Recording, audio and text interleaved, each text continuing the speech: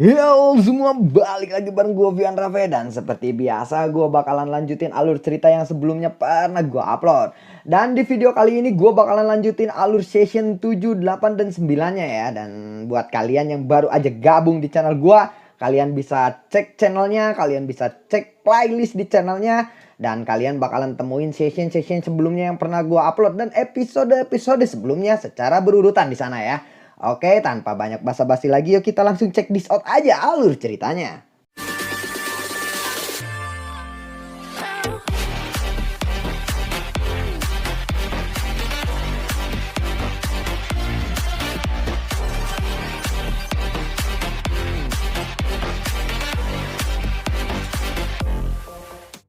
Di episode sebelumnya, di tengah-tengah pertempuran Xiaoyan, Sun-Er lalu muncul.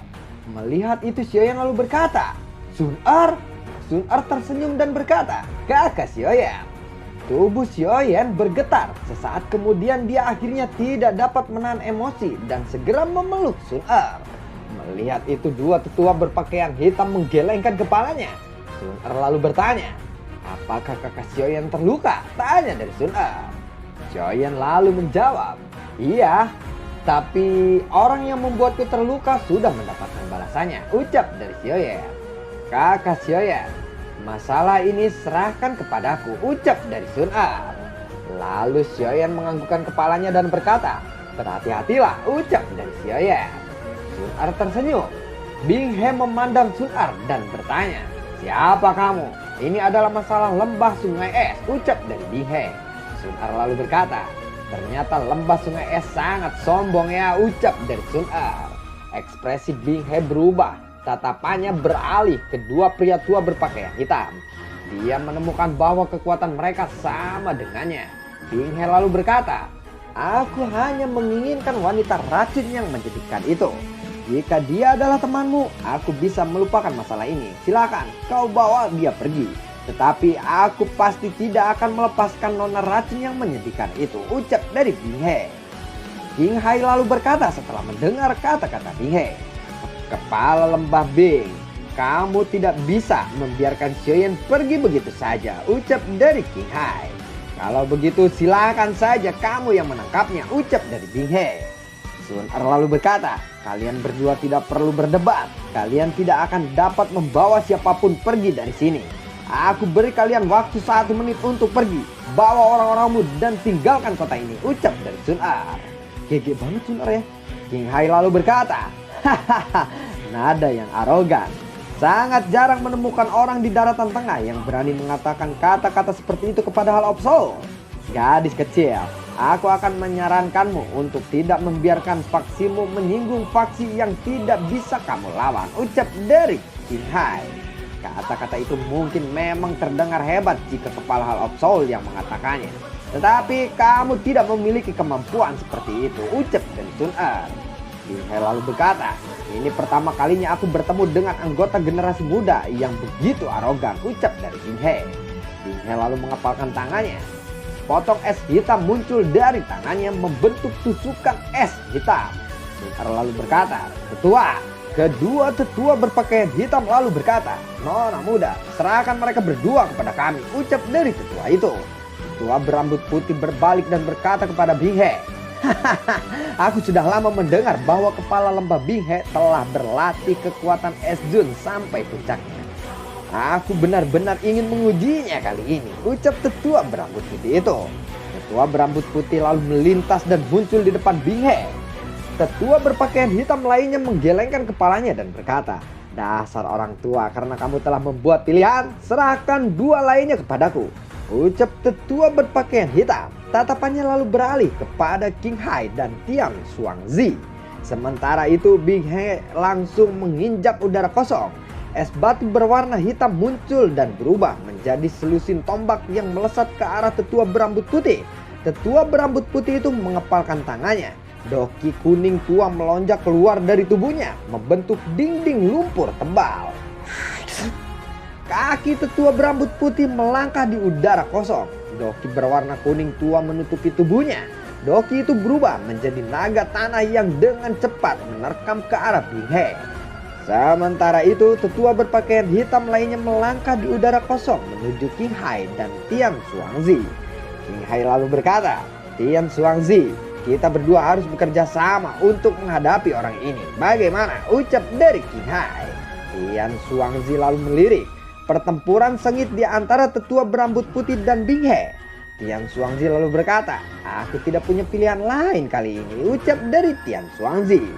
Qing Hai segera berteriak, "Ganda, serang dan bunuh Xiaoyan," ucap dari Qing Hai. Ganda dan yang lainnya bergegas ke tempat Xiaoyan dan Sun Er berada. Tian Xuangzi lalu berteriak, "Semua sesepuh lembah sungai es, bantu Hall of Soul, serang dan tangkap Xiaoyan," ucap dari Tian Xuangzi. Para sesepuh lembah sungai es bergegas ke tempat Xiaoyan. Tatapan Qing Hai beralih kepada tetua berpakaian hitam. Lalu Doki yang perkasa melonjak keluar dari tubuhnya. Dia segera bergerak menyerang tetua berpakaian hitam itu. Sementara dua pertempuran besar lainnya meletus. Kelompok ganda telah mengepung Xiaoyan dan Sun Er. Sun Er perlahan melangkah ke depan. Dia lalu melengkungkan tangannya. Api seperti cairan berwarna emas tiba-tiba naik. Melihat itu Xiaoyan terkejut dan berkata, Ini juga api surgawi," ucap dari Xiaoyan. Pada peringkat api surgawi hanya ada dua jenis api dengan warna emas di antara 10 tempat teratas. Salah satunya adalah The Nine Coin Gold Ancestral Fire yang berada di peringkat ke-7. Susah ya, jangan, gak usah diulangi. Dan The Gold Emperor Incesting Heavily Flame yang berada di peringkat 4. "Aku ingin tahu yang mana dari api ini yang merupakan api dari Sun Er," ucap dari Xiaoyan di dalam hatinya. Ganda lalu berteriak. Lebih dari selusin orang menggerakkan doki mereka secara bersamaan.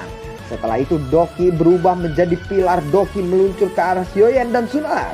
Sun Er lalu mengangkat tangannya. Dia dengan lembut meniup api emas itu.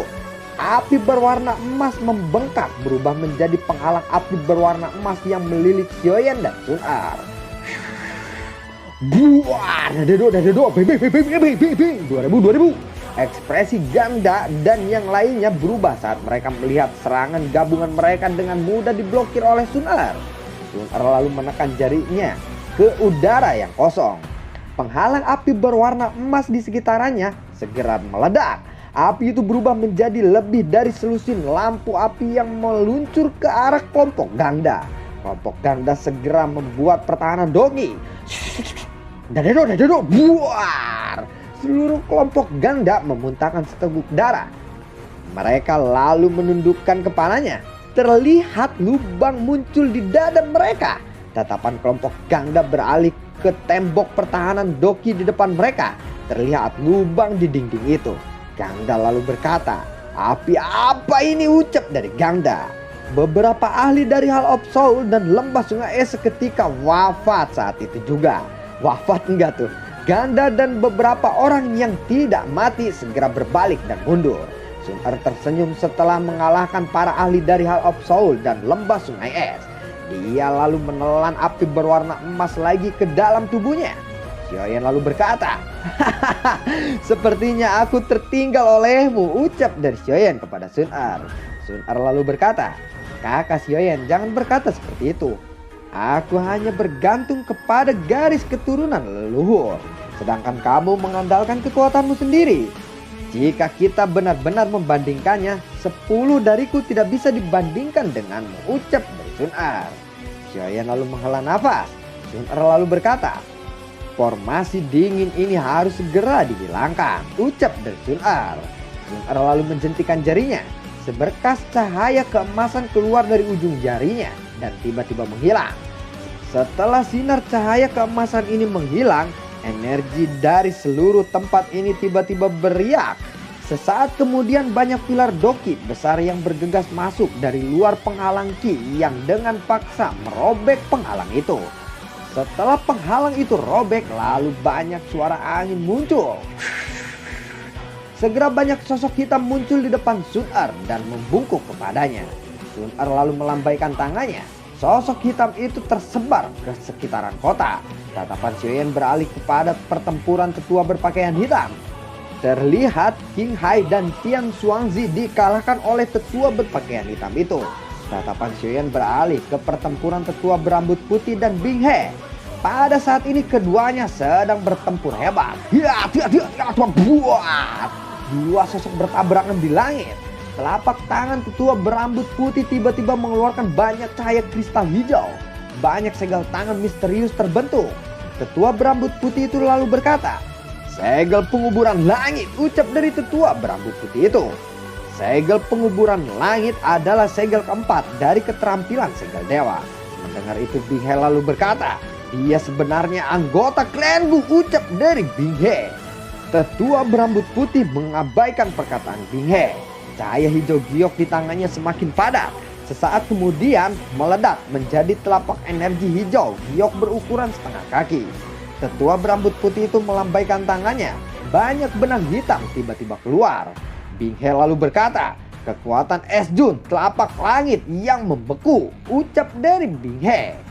Ki dingin berwarna hitam lalu bergejolak di tangan Bing He. Lapisan es hitam tebal berkumpul di telapak tangannya. Tubuh Bing He bergegas ke depan. Ya, dia buar. Badai energi yang mengerikan menyebar di langit. Bing He dan tetua berambut putih itu mundur ratusan langkah setelah bertabrakan. Sun Er lalu berteriak, "Lin Tua, jangan buang-buang waktu. Kita tidak punya banyak waktu kali ini," ucap dari Sun Er. Tetua berambut putih itu tertawa dan berkata, "Hahaha, nona muda, tolonglah tunggu sebentar," ucap dari pria berambut putih itu. Mendengar teriakan Sun Er, Bing He terdiam sejenak. Dia segera berteriak, "Tian Xuangzi, kembalilah!" Mendengar itu Tian Xuangzi segera muncul di samping Bing He. Tian Xuangzi lalu berkata, "Kepala lembah." Bing He mengabaikan kata-kata dari Tian Xuangzi itu. Bing He lalu menangkupkan tangannya kepada Sun Er. Dia lalu berkata, "Masalah hari ini adalah kesalahan lembah sungai es. Kami meminta maaf telah menyinggungmu," ucap dari Bing He. King Hai lalu berteriak, "Bing He, apa maksudmu? Apakah kamu mencoba membuang muka lembah sungai es?" ucap dari King Hai. Bing He lalu mengabaikan teriakan marah dari King Hai. Sun Er menoleh kepada Xiaoyan dan berkata, "Kakak Xiaoyan." Bing He lalu berkata, "Saudaraku, lembah sungai es tidak akan lagi ikut campur dalam masalah tubuh racun yang menyedihkan di masa depan," ucap dari Bing He. Mendengar itu Xiaoyan lalu tersenyum dan berkata, "Kepala lembah Bing benar-benar tahu cara bercanda.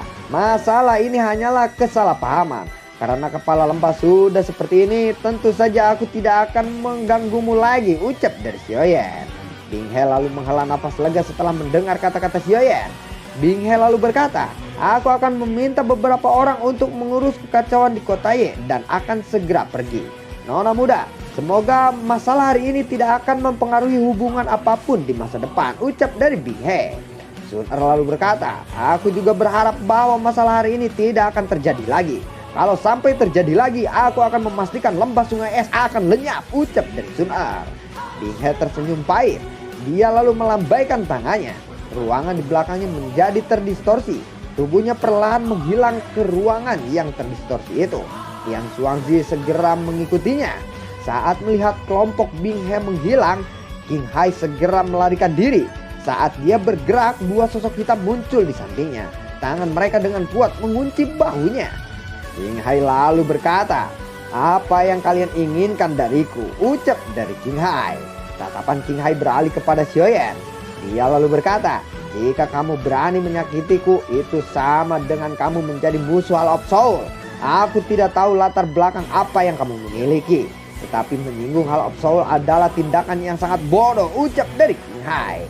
Tetua berambut putih lalu berkata, "Kata-kata yang sombong, apakah Hall of Soul sehebat itu?" tanya dari tetua berambut putih itu. Xiaoyan lalu berkata, "Bahkan meskipun aku tidak melakukan apapun kepadamu, Hall of Soul tidak akan melepaskanku. Ancamanmu itu tidak berguna untukku," ucap dari Xiaoyan. Sun Er lalu berkata kepada Xiaoyan, "Kakak Xiaoyan, apa rencanamu kali ini?" tanya dari Sun Er. "Mari kita segel dia. Dia mungkin berguna saat menyelamatkan guruku nanti," ucap dari Xiaoyan. Mendengar itu King Hai segera berteriak, "Kamu ingin menyegelku?" "Dalam mimpimu saja," ucap dari King Hai. Wajah King Hai tiba-tiba memerah. Doki di dalam tubuhnya berusaha membebaskan diri. Sun Er lalu berkata, hati-hati, dia ingin menghancurkan diri, ucap dari Sun Er. Sun Er segera meraih Xiaoyan dan mundur, disusul oleh kedua penetua itu. Buar, tubuh King Hai meledak. Energi ledakan menyapu seperti badai. Badai energi berlangsung selama hampir 4 menit sebelum secara bertahap menyebar. Tian Honzunze lalu berkata, seorang elit Duzun tidak akan mati dengan mudah. Penghancuran diri semacam ini hanyalah akan menghancurkan tubuh fisiknya. Jika jiwanya lolos, Hall of Soul tidak akan kesulitan membuatkan tubuh lain untuknya, ucap dari Tian Honzunze. Sun Er lalu berkata, itu hanya jika jiwanya bisa melarikan diri, ucap dari Sun Er. Terlihat mata Sun Er ditutupi oleh warna emas. Tatapan Sun Er perlahan menyapu langit. Sesaat kemudian berhenti di hadapan langit yang kosong. Setelah itu tubuhnya langsung bergerak. Api berwarna emas menempel di tangannya. Saat itu dengan kejam menabrak area yang kosong di depannya. Ya, buar! Celah spasial seukuran telapak tangan terbentuk. Tangan Sun Er lalu melengkung. Sebuah kekuatan hisap melonjak keluar. Roh dari King Hai secara paksa ditarik keluar dari lubang itu. Sun Er melambaikan tangannya. Api berwarna emas melonjak keluar melilit roh King Hai. Nyala api dengan cepat menyusut diikuti oleh roh King Hai yang ikut menyusut. Sesaat kemudian berubah menjadi api berwarna emas seukuran telapak tangan. Sun Er memegang gugusan api emas itu dan dia lalu berkata, kakak Xiaoyan, aku akan memberikannya kepadamu, ucap dari Sun Er. Xiaoyan lalu mengeluarkan botol giok dari cincin penyimpanannya. Dia dengan segera memasukkan gugusan cahaya itu ke dalamnya. Setelah itu dia mengembalikan botol giok ke dalam cincin penyimpanannya. Xiaoyan mengalihkan pandangannya dan menatap dokter peri kecil yang berdiri diam di belakangnya. Kedua wanita itu saling menatap. Xiaoyan segera berkata, Sun Er, ini adalah dokter peri kecil. Dokter peri kecil ini adalah Sun Er, ucap dari Xiaoyan.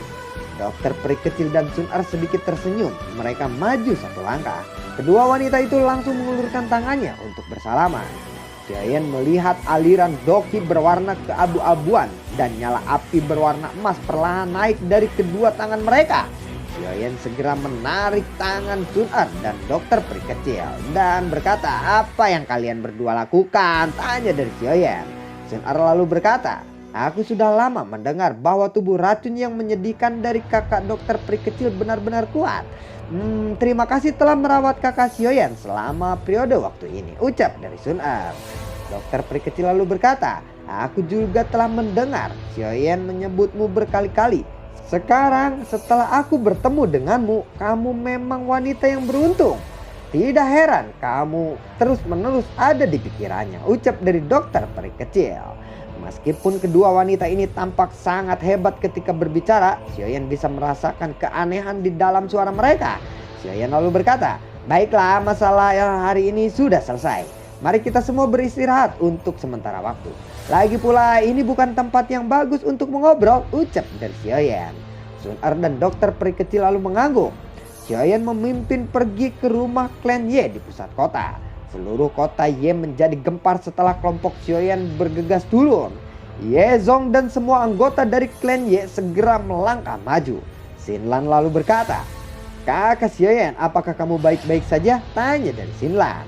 Xiaoyan tersenyum dan mengangguk. Dia lalu berkata, ini adalah Sun Er. Aku pikir kamu seharusnya juga pernah mendengar tentang dia, bukan? Ucap dari Xiaoyan. Hehehe, bukankah dia salah satu pendiri dari Gerbang Fan? Senior Sun Er, bagaimana mungkin aku tidak pernah mendengar tentang dia, ucap dari Xinlan. Xiaoyan lalu berkata, penetua Ye Zong, bisakah kamu mengatur tempat untuk kami mengobrol? Tanya dari Xiaoyan. Ye Zong lalu berkata, Tuan Xiaoyan ini benar-benar tahu cara bercanda. Masalah kecil seperti itu tentu saja bukan masalah, ucap dari Ye Zong. Dia lalu segera memimpin memasuki rumah klan. Kelompok Xiaoyan duduk di suatu tempat. Sun Er berkata, kakak Xiaoyan, apa rencanamu selanjutnya? Tanya dari Sun Er. Xiaoyan lalu berkata, aku harus menyelamatkan guru dari tangan Hall of Soul, ucap dari Xiaoyan. Guru kakak Xiaoyan itu Yao Zunze, Yao Chen bukan? Tanya dari Sun Er. Xiaoyan lalu mengangguk. Mendengar itu, Tetua berpakaian hitam lalu berkata, "Yao Chen, tidak diduga bahwa dia adalah gurumu. Tidak ada seorang pun di benua Doki yang mampu menandingi keterampilannya dalam pemurnian obat," ucap dari tetua berjubah putih itu. Tetua berambut putih lalu berkata, "Kamu seharusnya tidak meremehkan Hall of Soul. Dengan kekuatanmu saat ini, bahkan jika kamu memiliki 2 elit dozun di sisimu, kemungkinan sangat sulit untuk menyelamatkan Yao Chen dari tangan Hall of Soul jika kamu tidak merencanakannya dengan benar," ucap tetua berambut putih. Sun Er lalu berkata, "Kakak Xiaoyan, kekuatan Hall of Soul jauh lebih dari apa yang telah kamu lihat. Karena itu, kamu tidak boleh lengah. Masalah menyelamatkan Tuan Yalau dan Paman Xiaozan semuanya tergantung kepadamu," ucap dari Sun Er. Xiaoyan lalu berkata, "Baiklah, aku tidak akan pergi ke Hall of Soul untuk saat ini," ucap dari Xiaoyan. Sun Er menghela nafas lega. Dia kembali berkata, "Kakak Xiaoyan, percayalah, Tuan Yao Chen bukanlah dozun biasa. Hall of Soul tidak akan mengambil nyawanya dengan mudah. Setelah aku kembali, aku akan menggunakan kekuatan klanku untuk menemukan lokasi di mana Yao Chen dipenjara," ucap dari Sun Er. Xiaoyan lalu menganggukkan kepalanya. Dia lalu bergumam, "Mungkin aku bisa mendapatkan beberapa informasi yang berkaitan dengan ayah dari King Hai. Tetapi untuk menyelamatkan mereka, aku harus memiliki kekuatan yang cukup. Oleh karena itu, 3000 Burning Flame, aku akan segera mendapatkanmu," ucap dari Xiaoyan di dalam hatinya.